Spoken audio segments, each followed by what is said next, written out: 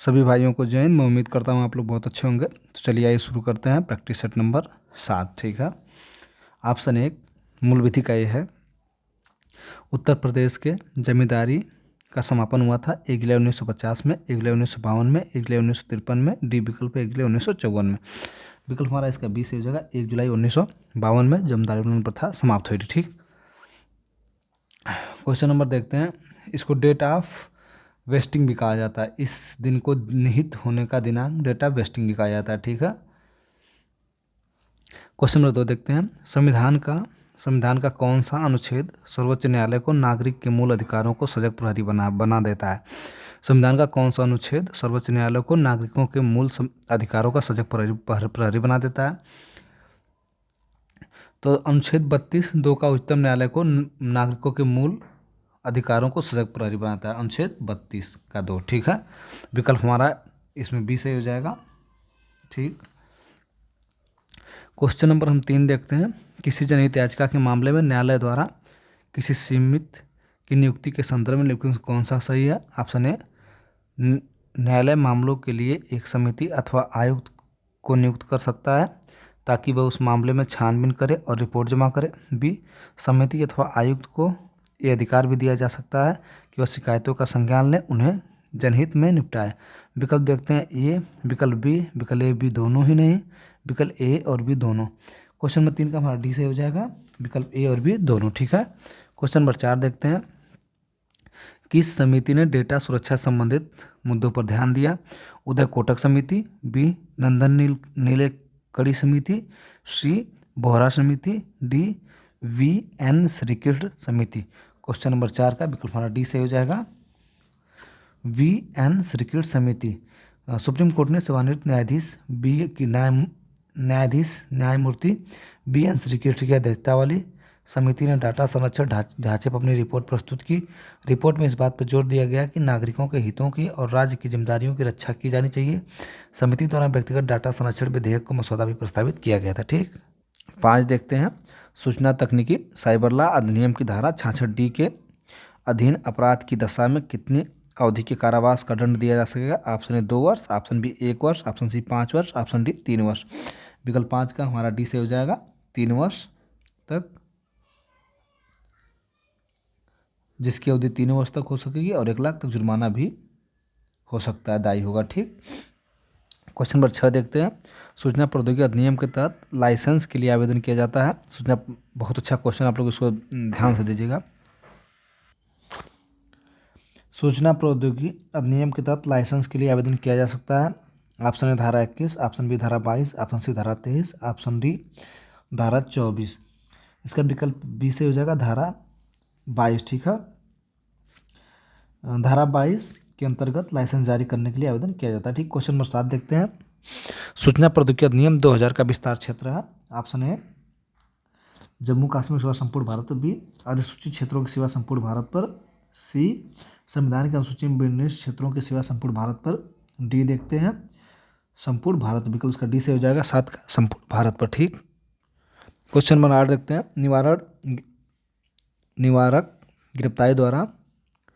निवारक गिरफ्तारी किस गिरफ्तारी से भिन्न है? ऑप्शन ए दंडात्मक, ऑप्शन बी हिंसात्मक, ऑप्शन सी परिशोधात्मक, ऑप्शन डी संवेदनात्मक। ठीक है। क्वेश्चन नंबर 8 का विकल्प हमारा ऐसे हो जाएगा दंडात्मक। ठीक।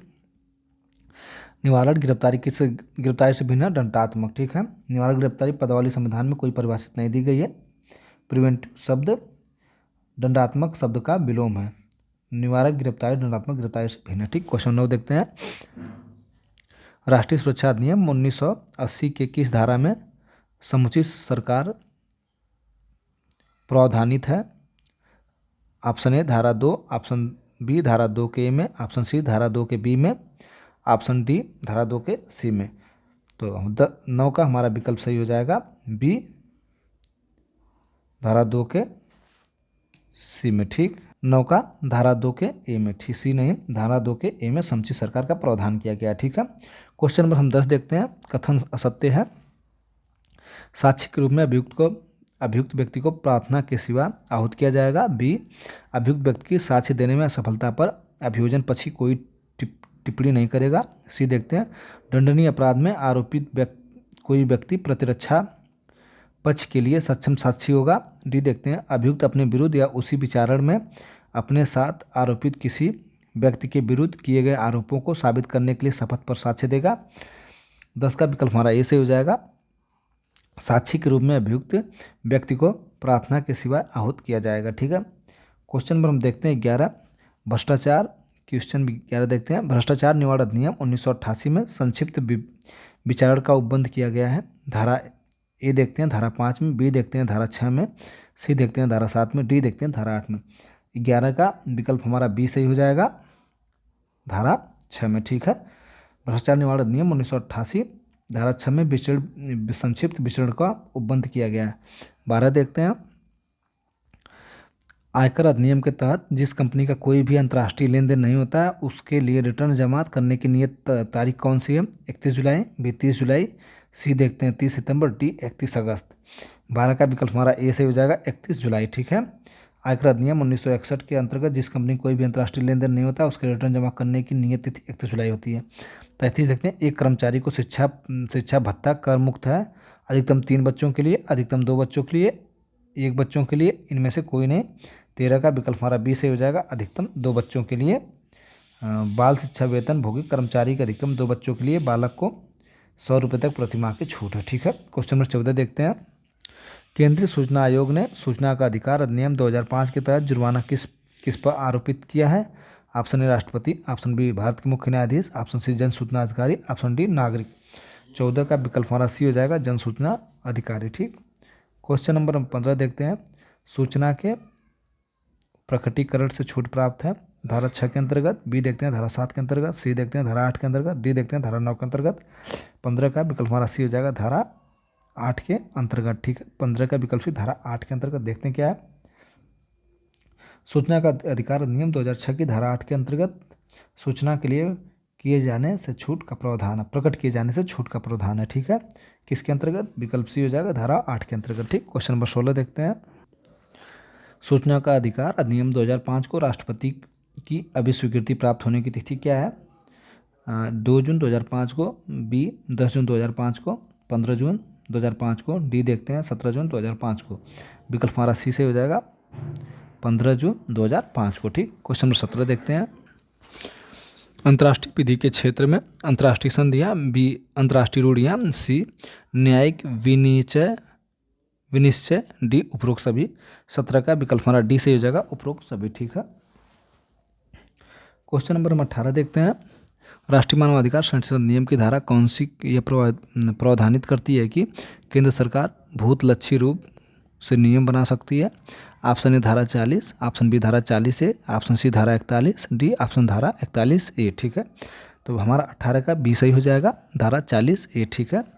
मानवाधिकार संरक्षण अधिनियम 1993 की धारा 40 ए केंद्र सरकार भूतलक्षी रूप से नियत निर्मित करने की शक्ति का प्रावधान करती है। क्वेश्चन 19 देखते हैं, मानवाधिकार, इसका बी हमारा सही है, 18 का। 19 देखते हैं, मानवाधिकार आयोग की शक्तियों में कौन सी शक्ति शामिल नहीं है? किसी व्यक्ति को साक्ष्य के लिए सम्मन, बी दस्तावेज को प्रस्तुत करना, सी देखते हैं साक्ष्य के लिए कमीशन जारी करने की शक्ति, डी देखते हैं किसी अपराधी को गिरफ्तार करने का आदेश देने की शक्ति। मानवाधिकार की शक्ति कौन शक्ति शामिल नहीं है? 19 का विकल्प हमारा डी हो जाएगा, ये शामिल नहीं है। ठीक है। डी वाला कि लोक अभिलेख क्या है? डी किसी अपराध को गिरफ्तारी के आदेश देने की, किसी अपराधी को गिरफ्तार करने का आदेश देने की शक्ति मानवाधिकार आयोग पास नहीं है। ठीक है। देखते हैं, साक्षियों को सम्मन कराना तथा शपथ पर परीक्षा कराना, ये भी है। दस्तावेज को अपलोड करने का आदेश भी दे सकती है। शपथ पत्र पर साक्ष्य ग्रहण करना, लोक अभिलेख उसकी प्रतिलिपि अपेक्षित करना, साक्ष्यों या दस्तावेज की परीक्षा हेतु कमीशन निकलाना। ठीक है। ये सब उसके पास शक्ति है, लेकिन ये शक्ति नहीं है किसी अपराधी को गिरफ्तार करने का आदेश देने की। ठीक। क्वेश्चन नंबर 20 देखते हैं, मानवाधिकार संरक्षण अधिनियम 1993 की धारा 2C में प्रभाषित आयोग से अभिप्रेत है। ऑप्शन ए राष्ट्रीय मानवाधिकार आयोग, बी है राष्ट्रीय मानव अधिकार आयोग, अंतर्राष्ट्रीय मानव अधिकार आयोग, सी राज्य मानव अधिकार आयोग, डी उपरोक्त सभी। 20 का विकल्प हमारा ये सही हो जाएगा, राष्ट्रीय मानव अधिकार आयोग। ठीक है। क्वेश्चन नंबर हम 21 देखते हैं, भारत का केंद्रीय चिड़ियाघर प्राधिकरण सेंट्रल जू अथॉरिटी की स्थापना हुई थी, किस वर्ष में हुई थी? तो दिया है 1982 में ए विकल्प, बी 1972 में, ठीक, सी 1992 में, डी 2000 में। तो भारत का केंद्रीय चिड़ियाघर का जो सेंट्रल जू अथॉरिटी है उसकी 1992 में, ठीक, विकल्प हमारा सी सही हो जाएगा। स्थापना 1992 में हुई थी। 21 का सी सही है। क्वेश्चन 22 देखते हैं। राज्य वन संचालन समिति का अध्यक्ष कौन होता है? ऑप्शन ए प्रधानमंत्री, ऑप्शन बी मुख्यमंत्री, ऑप्शन सी राज्यपाल, ऑप्शन डी मुख्य वन एवं मुख्य जीव वन संरक्षक। 22 का विकल्प हमारा बी से हो जाएगा। मुख्यमंत्री राज्य वन संचालन समिति का अध्यक्ष होता है, ठीक है। वन्य जीव संरक्षण अधिनियम 1972 धारा 38 यू के अनुसार राज्य वन संचालन समिति का अध्यक्ष मुख्यमंत्री होता है, ठीक, विकल्प बी सही है। क्वेश्चन नंबर हम देखते हैं 23। वन्यजीव संरक्षण अधिनियम की धारा 2 के अनुसार बंदी पशु का अर्थ है अनुसूची 1, 2, 3 व 4 में निर्दिष्ट कोई भी पशु जो पकड़ा गया हो, कैद रखा गया हो, कैद में प्रजनित हो। देखते हैं ए बी सी तीनों होगा, सिर्फ ए सही होगा, सी सही होगा, डी बी और सी दोनों सही होगा। 23 का विकल्प हमारा ए है, तीनों सही होगा, ए बी सी, ठीक है, ए बी सी तीनों सही होगा। क्वेश्चन नंबर 24 देखते हैं। भारतीय न्याय संहिता 2023 में लूट के अपराधियों को परिभाषित किया गया, यानी 2023 की जो हमारी भारतीय न्याय संहिता है उसमें लूट की धारा परिभाषित किया गया है। ऑप्शन ए क्वेश्चन नंबर 24 का ऑप्शन ए धारा 309, बी धारा 310, सी धारा 399, डी धारा 424 का हमारा विकल्प ए सही हो जाएगा। धारा 309 में लूट को परिभाषित किया गया है, ठीक है। क्वेश्चन नंबर 25 देखते हैं। पर्यावरण संरक्षण अधिनियम 1986 में पर्यावरण प्रदूषक वर्णित है। धारा 2 के 1 में, बी धारा 2 के बी में, सी धारा 3 के ए में, डी धारा 3 के बी में। तो 25 का विकल्प हमारा बी सही हो जाएगा। धारा 2 के 25 का बी सही, धारा 2 के ए में, ठीक है। स्पष्ट नहीं हो रहा है, फिर से खींच देते हैं। धारा 2 के ए में, ठीक। 25 का हमारा क्या है? धारा 2 के बी में, ठीक। पर्यावरण संरक्षण अधिनियम 1986 पर्यावरण प्रदूषक वर्णित है धारा 2 के बी में, ठीक। ठहराव रेखा कहाँ बनाई गई है? ऑप्शन ए चौराहे से दूरी पर, बी देखते हैं चौराहे से थोड़ी पहले, सी देखते हैं पीली रेखा चौराहे के इर्द गिर्द। ठहराव रेखा कहाँ बनाई जाती है? ठहराव रेखा चौराहे से थोड़ी दूरी बनाई जाती है। ठहराव रेखा या सड़क रेखा और सफ़ेद और पीली दोनों रंगों से बनाई जाती है। तो विकल्प इसका ए हो जाएगा, ठीक। चौराहे से थोड़ी दूरी पर, ठीक। क्वेश्चन नंबर 25 देखते हैं।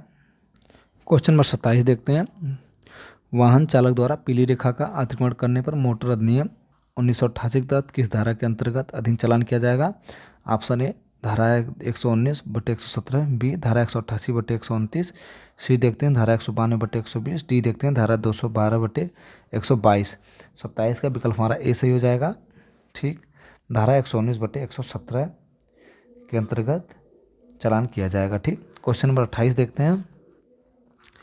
धारा 2 के अनुसार व्यवहारी डीलर के अंतर्गत किस व्यक्ति को रखा जाता है? जो ऑप्शन ए जो मोटरयानों के विनिर्माण में लगा हो, बी देखते हैं जो मोटरयानों की मरम्मत करता हो, सी जो मोटरयानों को पट्टे पर देता हो, उपयुक्त सभी।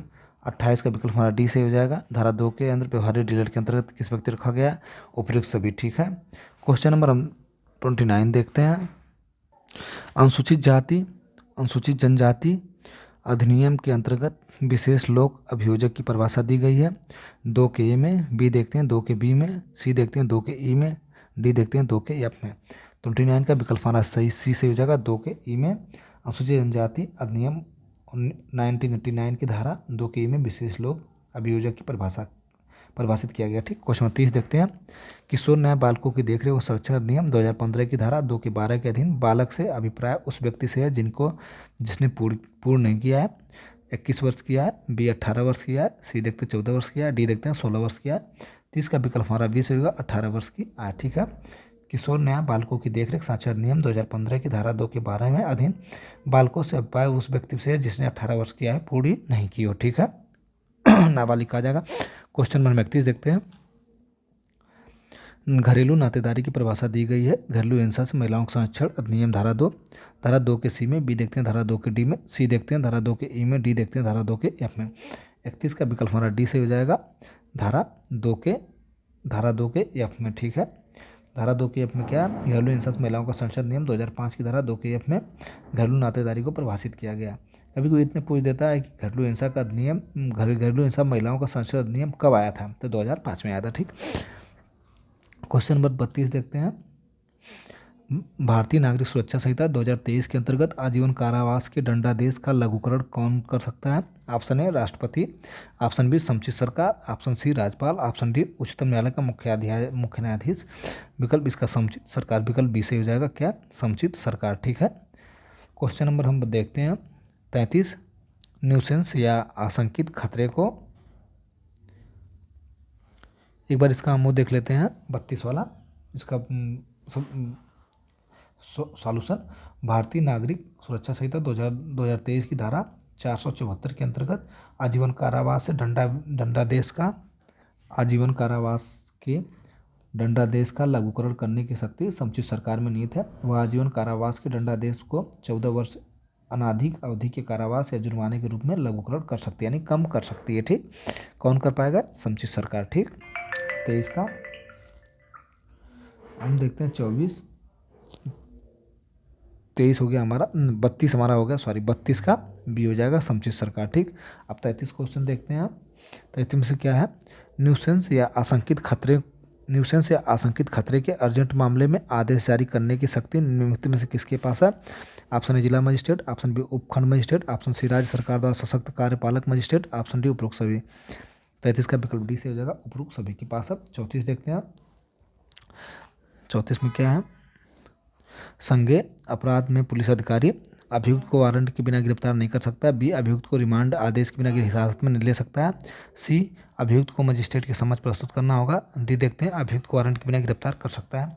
तो 34 का विकल्प हमारा डी से हो जाएगा क्या, अभियुक्त को वारंट के बिना भी गिरफ्तार कर सकता है। ठीक है, क्वेश्चन नंबर 35 देखते हैं। दहेज हत्या का अपराध बनाने के लिए महिला की मृत्यु के भीतर किसी भी जलन या शारीरिक चोट या सामान्य परिस्थितियों के बजाय अन्य किसी कारण से होनी चाहिए। ऑप्शन ए विवाह के 5 वर्ष तक, ऑप्शन बी विवाह के 2 वर्ष तक, सी विवाह के 7 वर्ष, डी विवाह के 1 वर्ष तक। क्वेश्चन 35 का विकल्प सी से हो जाएगा, विवाह के 7 वर्ष तक। ठीक है, विवाह के 7 वर्ष तक। देख लेते हैं क्या डिटेल इसका। भारतीय न्याय संहिता 2023 की धारा 80 के अंतर्गत अनुसार जहां किसी भी स्त्री की मृत्यु किसी दाह या शारीरिक क्षति द्वारा कारित की जाती है या उसके विवाह के 7 वर्ष के भीतर सामान्य परिस्थितियों से अन्यथा हो जाती है, यह दर्शित किया जाता है कि उसकी मृत्यु के पूर्व उसके पति ने उसे या उसके पति के किसी रिश्तेदार ने दहेज की मांग की या उसके संबंध में उसके साथ क्रूरता की गई, उसे तंग किया गया, वहाँ ऐसी मृत्यु को दहेज मृत्यु ही कहा जाएगा। ऐसे पति या नातेदार की उसकी मृत्यु कारित करने का समझा जाएगा। ठीक है, क्वेश्चन नंबर 36 देखते हैं। किसी मामले में शारीरिक प्राइवेट प्रतिरक्षा के अधिकार का विस्तार मृत्यु कारित करने तक नहीं होता है। ऑप्शन ए, स्त्री की सम्मति के बिना गर्भपात कराने के लिए प्रयत्न, बलात्संग करने के आशय से किया गया हमला, विपहरण करने के आशय से किया गया हमला। डी देखते हैं, प्रकृति विरुद्ध काम तृष्णा की शक्ति से आशय किया गया हमला। 36 का विकल्प हमारा ए सही हो जाएगा, स्त्री की सहसम्मति के बिना गर्भपात कराने के लिए प्रयत्न करना। ठीक है, प्राइवेट प्रतिरक्षा के अधिकार का विस्तार मृत्यु कारित तक नहीं होता है। ठीक, क्वेश्चन नंबर 37 देखते हैं। श्री कांतिया बनाम मुंबई राज्य का वाद किससे संबंधित है? ऑप्शन सामान्य उद्देश्य से, बी सामान्य आशय से, सी षड्यंत्र से, डी दुष्प्रेषण से। 37 का विकल्प हमारा बी से हो जाएगा क्या, सामान्य आशय से। ठीक, कांतिया बनाम मुंबई राज्य या भारतीय वाद न्याय संहिता 2023 की धारा 335(5) के तहत सामान्य आशय संबंधित है। क्वेश्चन नंबर 38 देखते हैं। भारतीय न्याय संहिता 2023 में चुराई हुई संपत्ति को परिभाषित किया गया। धारा 317 में, बी धारा 318 में, सी देखते हैं धारा 319 में, डी धारा 420 में। 38 का विकल्प हमारा ए से हो जाएगा, धारा 317 में। ठीक, क्वेश्चन नंबर 39 देखते हैं। भारतीय न्याय संहिता 2023 की धारा 101 में परिभाषित है पीछा करना, बी दहेज मृत्यु, सी हत्या, डी गैंगरेप। तो 39 का विकल्प हमारा सी से हो जाएगा क्या, हत्या। ठीक है, 101 में क्या, हत्या। 101 में क्या परिभाषित किया गया, हत्या। क्वेश्चन नंबर 40 देखते हैं। भारतीय नागरिक सुरक्षा संहिता 2023 की धारा 2A के सी में परिभाषित किया गया। ऑप्शन जमानती अपराध, ऑप्शन बी संज्ञेय अपराध, ऑप्शन सी असंज्ञेय अपराध, ऑप्शन डी परिवाद। तो ऑप्शन ए हो जाएगा जमानती अपराध। ठीक है, नागरिक सुरक्षा संहिता 2023 की धारा 2 के 1 के सी में जमानती अपराध को परिभाषित किया गया। प्रैक्टिस में हमारा साथ समाप्त हुआ। थैंक यू, धन्यवाद।